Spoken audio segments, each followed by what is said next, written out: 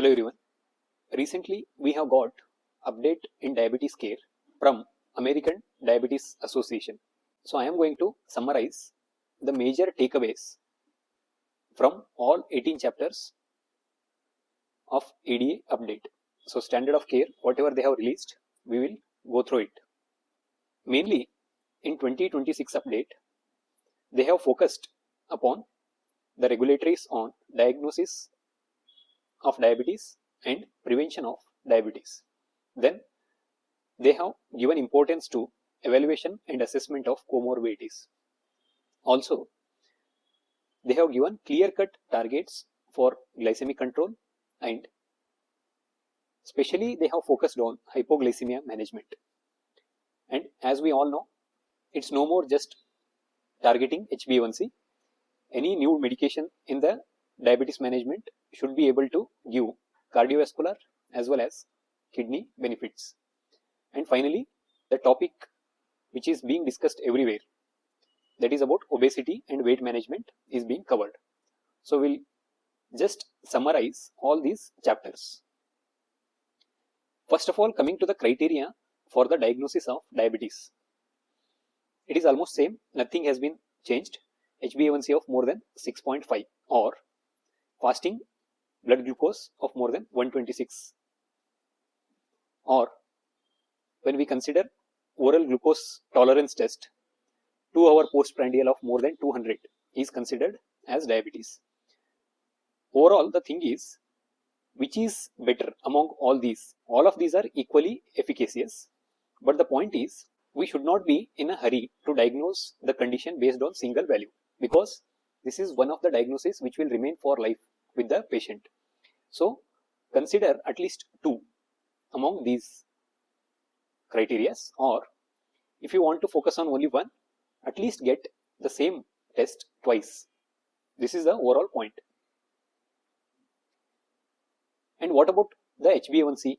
It has several advantages over fasting and OGTT, including the convenience, that is, fasting is not required, with very fewer alterations even in case of stress or changes in nutrition, illness. That's why we can rely more upon the HbA1c. However, the sensitivity of HbA1c is low compared to the point value of fasting glucose levels or OGTT, especially if the patient is having anemia or some hemoglobin abnormalities, if treated with erythropoietin, or if the patient is undergoing dialysis or on HIV treatment, there might be alteration in HbA1c.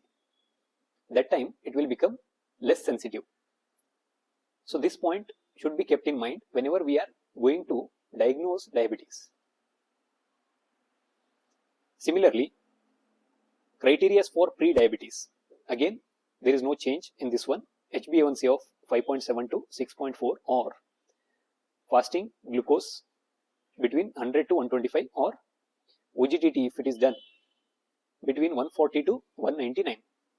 These remain the same.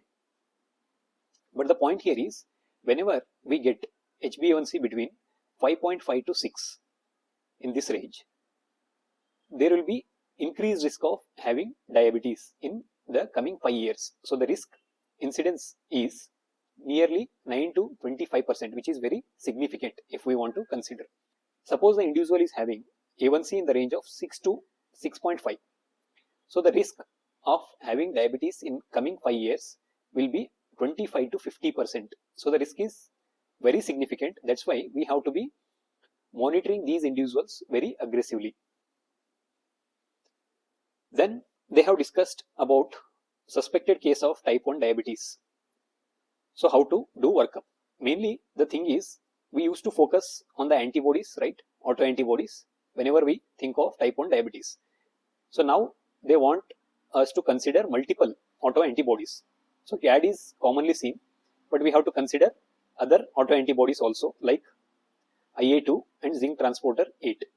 This is the point they want to tell us. And the thing is, in about 5 to 10% of the type 1 diabetics, autoantibodies will be negative. At that point, we can take the help of C-peptide levels. And in whom we have to screen for type 1 diabetes? Mainly, we have to follow AABBCC approach. that is, if age is less than 35 years, if there are any features suggestive of autoimmunity like hypothyroidism, celiac disease, or rheumatoid arthritis, etc., we have to consider. Then BMI, if it is less than 25 with background family history of type 1 diabetes. Then if glucose is not getting controlled well with oral agents, that is especially non-insulin therapies, then also we have to consider for screening of type 1 diabetes.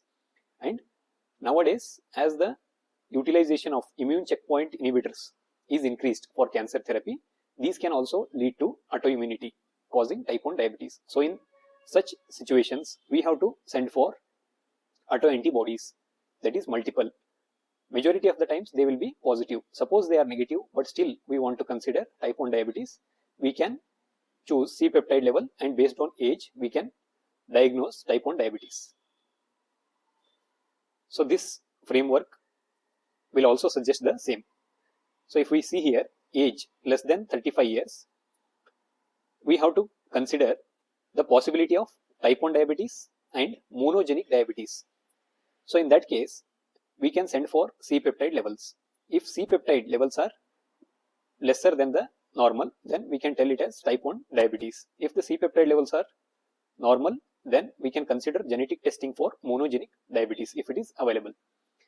Then if there are no features of monogenic diabetes, or age is more than 35 years and there are no clear-cut classification, and we got C-peptide levels as very high, then we have to consider that individual as having type 2 diabetes.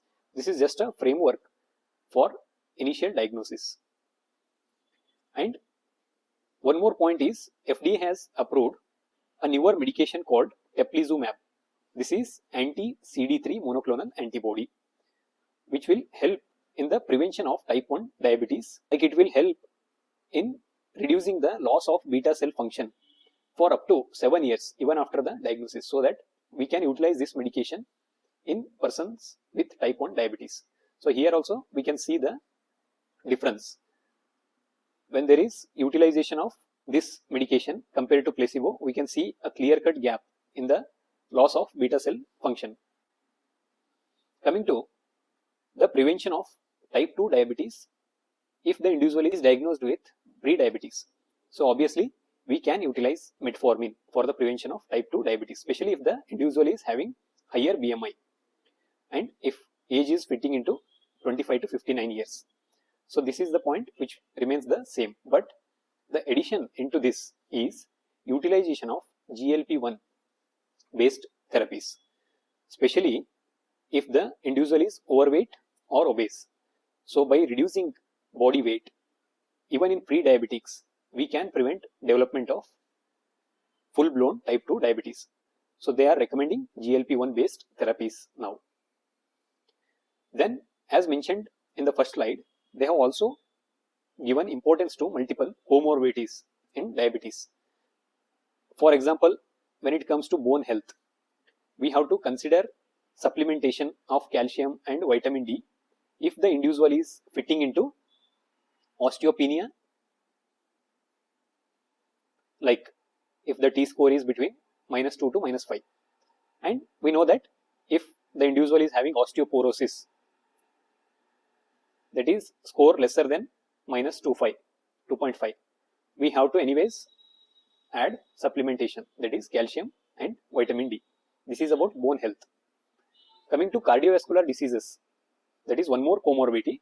We know that mainly this picture you might be aware of: glycemic control, blood pressure management, lipid management, and nowadays whatever agents they are going to introduce in diabetes care should give cardiovascular and kidney benefits. This is a fourth point. This will remain same along with lifestyle modifications.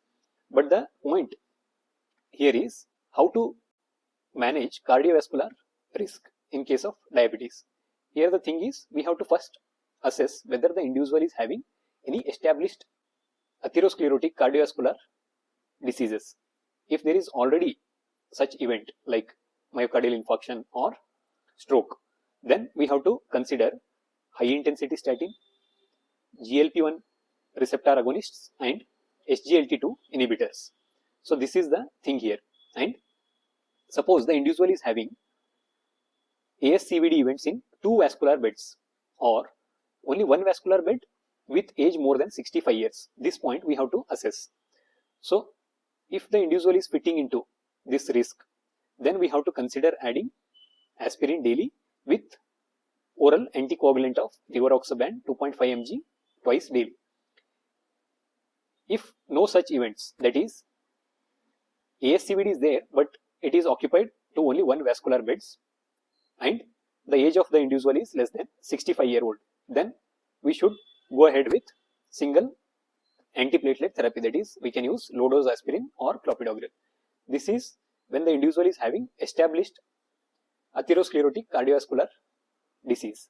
Suppose there are no established events, then we have to check whether the individual is at risk of developing any such events. If he or she is at risk, then we have to give the same therapy, that is high intensity statins, GLP-1 and SGLT2. If there are no such risk factors, then we can utilize moderate or high intensity statins. This is about cardiovascular comorbidities. Coming to chronic kidney disease and diabetes, lifestyle related changes remains the priority, like healthy eating, physical activity, smoking cessation and weight management. When it comes to therapy proper, RAS inhibitors should be considered if there is albuminuria and hypertension. And as add-on therapy, we can utilize calcium channel blockers and diuretics for BP control. And we know that the individuals will be at risk of developing dyslipidemia. So for that, we can utilize moderate to high intensity statins. Over that, if the BP is not getting controlled, we can utilize steroidal MRAs like spironolactone. And we told that individual will be at risk of cardiovascular events. So better to start with antiplatelet agents. And for dyslipidemia management, along with statins, we can utilize other lipid lowering therapies like ezetimibe. So this will apply for all CKD cases irrespective of type 1 or type 2 diabetes mellitus. But type 2 diabetes mellitus related CKDs, again we can start with RAS inhibitors, especially if there is albuminuria and hypertension. Then for this diabetes control, we should add SGLT2 inhibitor as the first line therapy, especially if GFR is more than 20 or 25, and consider GLP-1 receptor agonists in the individuals. After that, we have to assess for glycemic control, albuminuria, BP, cardiovascular disease risk and lipids. So here we can utilize other medications such as metformin. And if GLP-1 is not added, we have to add it. Similarly, SGLT2, if it is not being added, we have to consider adding this medication. And we know that one more thing which is in talk nowadays is about non-steroidal MRA, that is Finerenone. So we can consider utilizing Finerenone in case of diabetic kidney disease patients. And there is one more trial suggesting we can combine Finerenone with SGLT2 inhibitors for better efficacy, that is confidence trial. The thing is, they are giving importance to Finerenone, and in upcoming videos I will discuss in detail about utilization of Finerenone in diabetic kidney disease patients. So this was about the chronic kidney disease comorbidity in diabetes management. This is what they observed from Finerenone based trials. Overall, it will be beneficial for cardiovascular as well as kidney health, which we are going to discuss in upcoming videos. Next is about obesity and weight management. Here, even for type 1 diabetics, if they are obese, we can consider adding GLP-1 receptor agonist based therapies, especially if BMI is more than 27.5 in Asian population. So this point we can consider as a new point, where even if the individual of type 1 diabetes, if they are obese, we have to utilize GLP-1 receptor agonists for weight management. Again the same point, obesity pharmacotherapy should be considered for people with diabetes and overweight or obesity along with lifestyle changes. And that preferred pharmacotherapy is nothing but GLP-1 receptor agonists or twin cretins, that is tirzepatide. We can utilize either of these two. These are some data suggesting the effectiveness of GLP-1 receptor agonist, that is semaglutide, especially like the changes in body weight. This is placebo. This is low dose semaglutide, that is 1 mg if given weekly once. But we can see significant changes in the body weight if we add 2.4 mg of semaglutide once a week. So definitely it's going to help. Similarly, about tirzepatide, there is significant change in the body weight from baseline if we focus on tirzepatide of 10 mg or 15 mg once weekly. The point here is there is no much significant difference between 10 to 15 mg, but when we compare it with 5 mg, this dose difference matter a lot, which we can see again here in this graph. This is 5 mg tirzepatide. These two lines are suggestive of 10 mg and 15 mg. So we can see the clear gap according to the dosage. Coming to cirrhosis. So metabolic syndromes associated fatty liver disease. So whenever we are stratifying the individual of having fibrosis risk, we have to consider calculating FIB-4 score. So here, just to simplify, I will tell you that if the two individuals are speaking, in Hindi we can tell that tera liver, mera liver, right? So you just remember the number tera. Tera means 13, 1.3. So if the score comes below 1.3, patient is at low risk. Suppose it is more than 1.3, then we have to consider further evaluation, like he will be falling at intermediate risk if it is 1.3 to 2.6, that is double. If it goes beyond 2.6, the individual is at high risk. So in these individuals, we have to consider elastography. So based on that, again, low risk, intermediate risk and high risk we can divide, and we have to take the help of liver specialists to consider biopsy if required or some biomarkers, and to take disciplinary action for that individual. And they have stated that the same two drugs, semaglutide and tirzepatide, have shown resolution of steatohepatitis with no worsening of liver fibrosis. So again, these two drugs are again utilized in conditions such as fatty liver. And then they have discussed about various technologies nowadays. Overall, the point is we have to utilize all the modern technologies like continuous glucose monitoring to achieve better goals in diabetes care. And we know about time in ranges. At least 70% of the glucose values should be in the normal range. So overall, they have spoken about technologies in detail. And finally, they have focused this time over hypoglycemic events.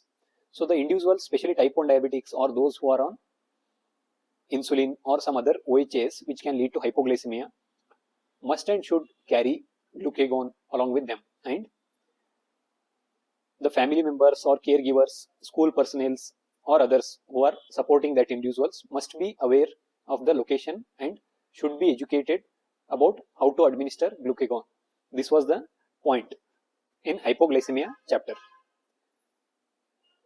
Overall, in short, we can tell that 2026 is going to be very dynamic because many newer agents are on the list. So they will keep on updating, so that we have to be updated regularly and we have to understand the newer agents properly before adding them blindly in patients. And whenever we are going to start or we are considering diabetes care in patients, we have to keep in mind that their cardiorenal health, their metabolic health in the sense obesity, overweight or dyslipidemia, etc., and the cost, especially in Indian population, and all the treatment should be individualized, not like a general approach for everybody. So these should be our priority, not just glycemic control. This is the overall summary of ADA 2026 Standard of Care Update. Please share it among all of your colleagues and friends or practitioners so that every one of us will be updated and ready to accept the new agents effectively. Thank you so much.